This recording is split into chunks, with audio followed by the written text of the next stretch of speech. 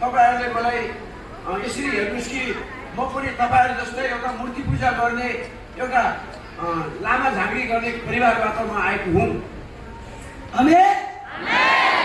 하나님 말씀 आज परमेश्वरको वचन 요한복음 11장 38절에서 44절 읽어주세요.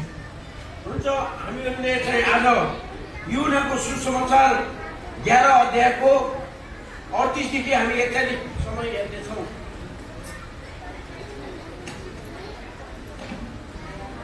सबैजना पाउनुभयो होला? यूहन्नाको सुसमाचार 11 अध्यायको 38 देखि 41 सम्म हामी हेर्नेछौँ। यूहन्नाको सुसमाचार 11 अध्यायको 38 देखि 41 सम्म हुन्छ। म पढ्न गइरहेको छु, यहाँहरूले सुन्न सक्नुहुनेछ। 38 पद।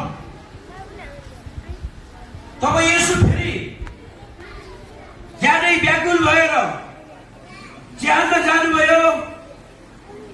यो च्यान एउटा ओडारमा थियो, त्यसको मुख एउटा ढुङ्गाले ढाकेको थियो। येशूले भन्नुभयो, ढुङ्गा हटाऊ। मृत मानिसको दिदी मार्ताले उहाँलाई भनी, हे प्रभु, यस बेलासम्म त त्यो गनाउन लागिसक्यो होला, किनकि त्यो मरेको 4 दिन भइसक्यो। येशूले तिनलाई भन्नुभयो, के मैले तिमीलाई भनेको होइन? तिमीले विश्वास गर्यौ भने परमेश्वरको महिमा देख्नेछौ।